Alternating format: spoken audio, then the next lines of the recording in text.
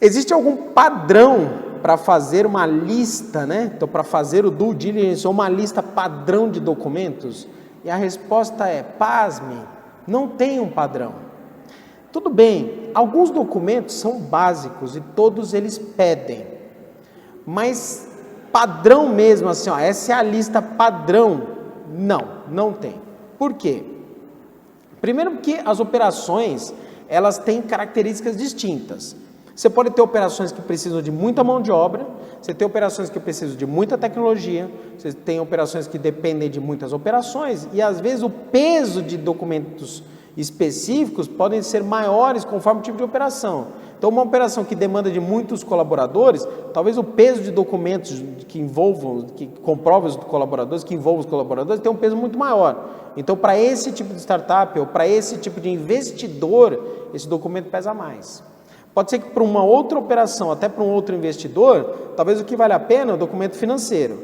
Agora, existe sim um conjunto de documentos, né? Uma lista padrão que essa, na maior parte das vezes,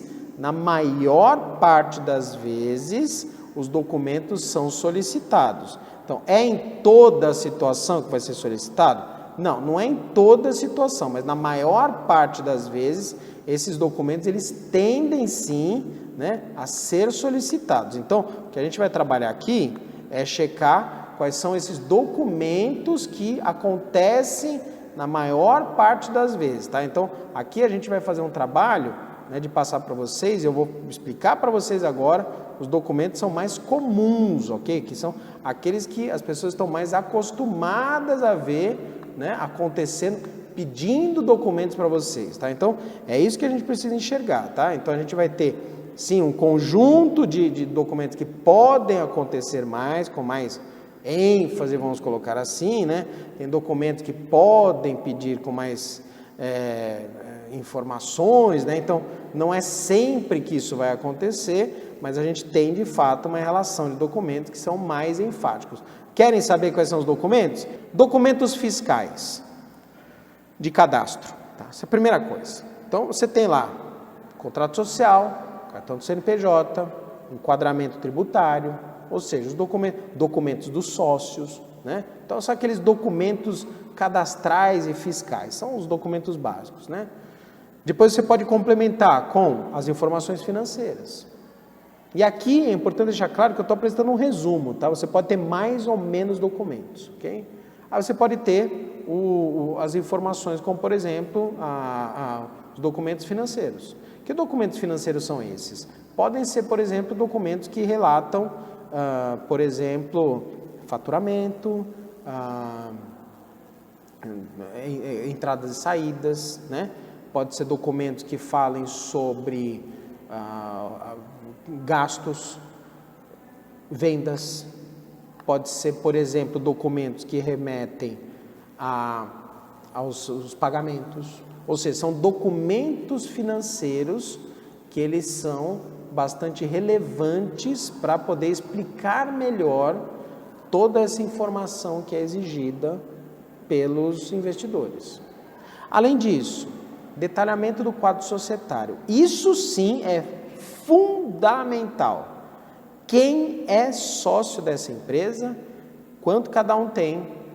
E em startup pode acontecer que alguns outros participantes, eles ainda não são sócios junto à Receita Federal, mas já existe, por exemplo, uma promessa de participação. Por exemplo, na House of Startups, o nosso hub que conecta mentores, startups e investidores, a House of Startups, ela fica com 1% das startups mediante o processo de mentoria e todo o apoio. Isso lá no site da House of Startups está tudo descrito, é tudo público, os documentos são públicos, estão abertos, os contratos lá estão abertos, qualquer um que entrar ali, você consegue acompanhar.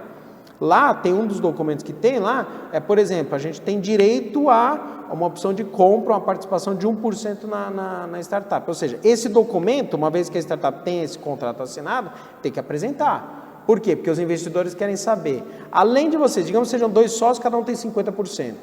Tá, mas além desses 50%, isso está na Receita Federal, tem mais alguma promessa de participação para alguém? Ah, sim, por exemplo, na House of Startups, lá, eles têm direito a 1% uma opção de compra de 1%.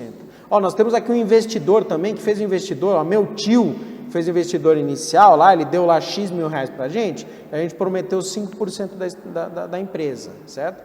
Então, sim, tem outros documentos, são, por exemplo, contratos de vesting, acordos de mútuos, acordos de opção de compra, né? Então, esses termos são obrigatórios. Esse, sim, o investidor vai querer saber, porque esse afeta diretamente na estrutura do quadro societário, que a gente chama de cap table, ok? Acordo de sócios. Muitos fundos pedem isso. O que é o acordo de sócios? É um documento que estabelece as regras que os sócios têm dentro daquela sociedade. Não é simplesmente, ó, cada um tem 50% de participação. Também é, por exemplo, quando é que a gente tem direito à participação, no caso de saída de um, o que é que faz, qual que é a regra de participação de cada um, quais são os descritivos das atuações de cada um, se um vier a falecer ou sair da empresa, qual é o procedimento, ou seja, acordos de sócio, tá? Então esses acordos, eles são importantes também, de uma forma geral, é importante que você já tenha esse material disponível, certo? Aditivos ao contrato, quando aplicáveis, ou contratos de vesting, opções de compra, contratos de mútuos conversíveis, distribuição de ações, aquele chamado stock option para funcionários. Então, esses documentos podem ser solicitados também.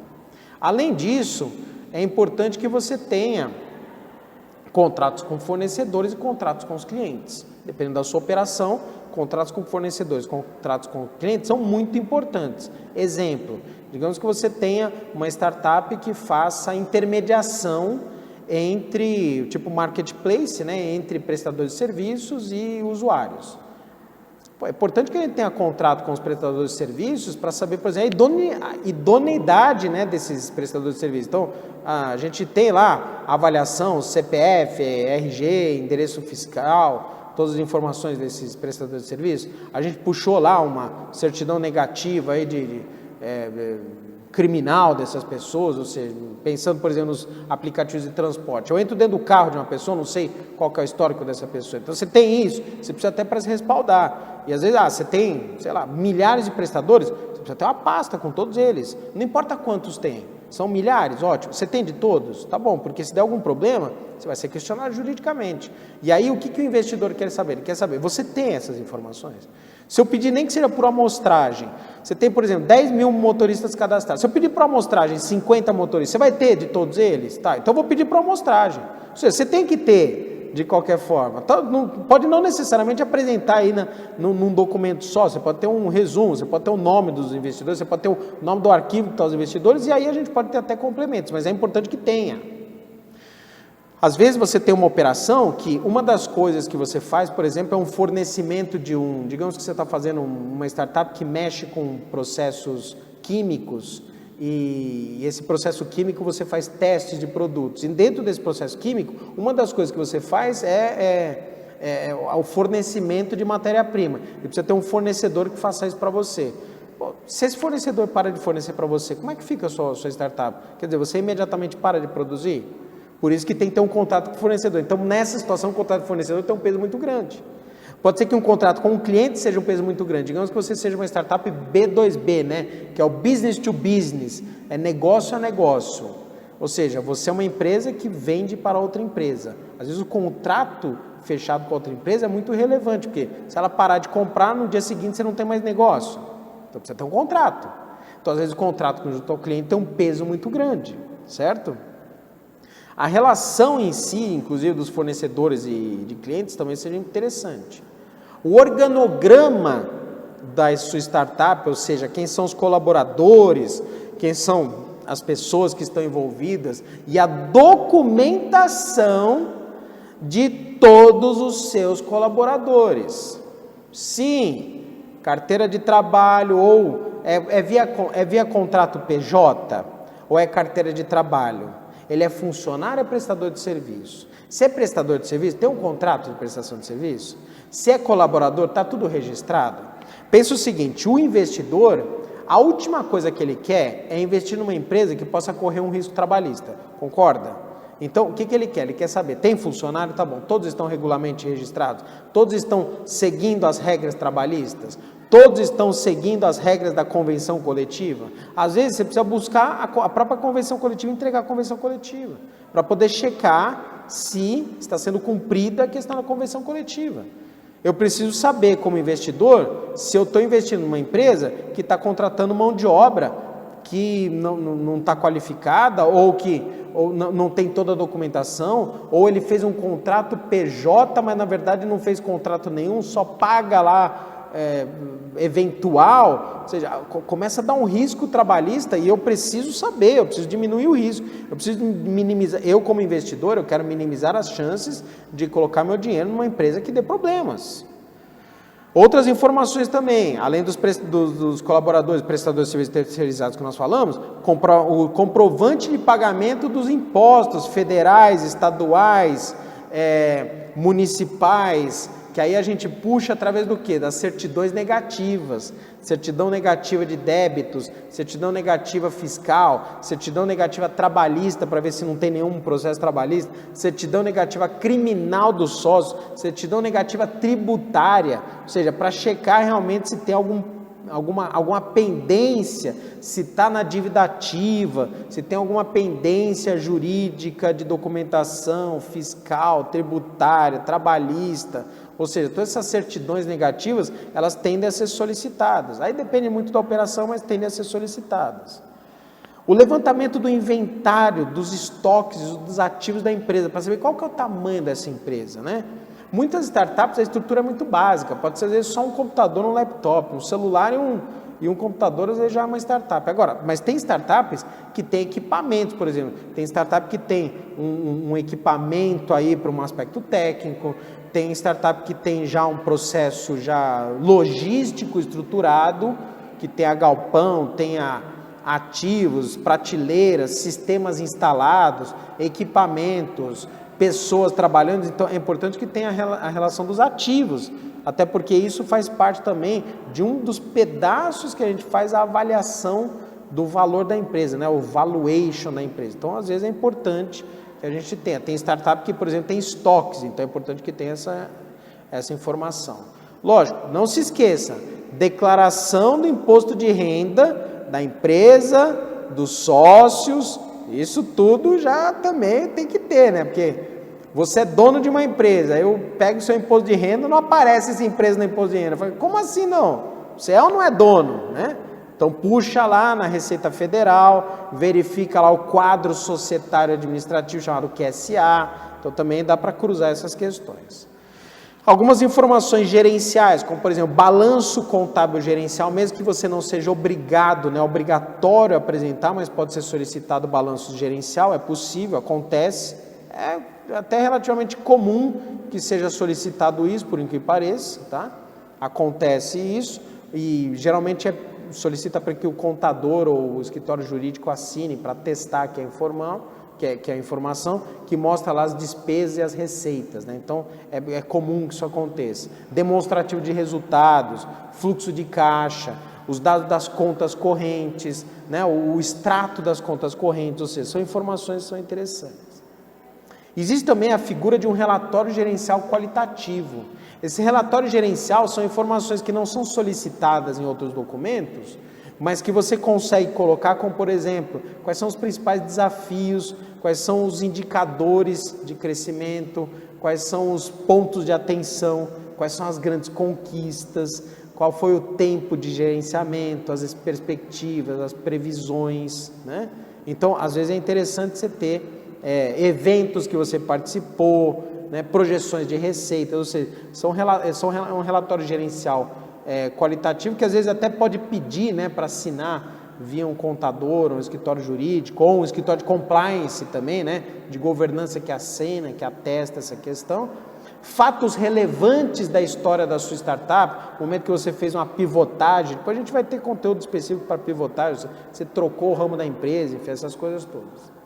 E não se esquecer dos registros de marca, registro do nome, registro da logotipia, se você tem marcas, é importante, patentes também, se você tem patentes, propriedades intelectuais, então quais os registros desses documentos, e como você pode ver, a relação é extensa, portanto, quanto antes você fizer, mais rápido você vai conseguir, e é muito melhor você atualizar documentos que você já sabe que são feitos, do que você produzir do zero. Portanto, o que é que você não pode fazer? Primeiro, ignorar que em algum momento você vai ter que fazer o processo de due diligence. Em algum momento na vida da startup vai aparecer um investidor, e você tem que estar preparado, porque às vezes o investidor não está com muita vontade de esperar 3 meses para você levantar documento. Então, se você tiver esses documentos em mãos, você já vai mostrar para o investidor o quê? Organização. Fala, opa, eu tenho aqui, ó, tá tudo aqui, ó, certo? Então, você já mostra o quê? Você já mostra que você está disposto a fazer as coisas. Deixar para a última hora é a pior coisa que você pode fazer. Você vai afastar bons investidores. Então, o que você pode fazer para começar agora mesmo? Primeiro, documentos básicos, né? Contrato social, documentação dos funcionários, essas coisas todas, manter os documentos organizados. Você já tem registro de marcas e patentes? Deixa lá o registro já deixa fácil para você consultar. Prepara lá a organização fiscal, né? Entradas e saídas das contas, deixa lá pronto, porque o máximo que vai acontecer é você atualizar e pedir para o contador assinar. Então você já deixa isso mais fácil. Tem um fornecedor confiável para serviços contábeis e serviços jurídicos. Tem um fornecedor de compliance ou de governança quando aplicável, inclusive. É importante. Uma ferramenta de assinatura eletrônica também, que você pode, ao invés de você precisar ir no cartório e automatizar, pode ser muitas vezes que basta que você coloque uma ferramenta de assinatura eletrônica, né? Tem vários fornecedores aí, você manda o documento e pede assinatura, isso por si só facilita bastante a vida, porque torna-se público a assinatura, ou seja, valida essa assinatura, ou seja, você não precisa necessariamente ficar autenticando a assinatura, mas comprova que a pessoa assinou, né? Então, isso facilita bem a sua vida, né? Inclusive na atualização de todos esses dados.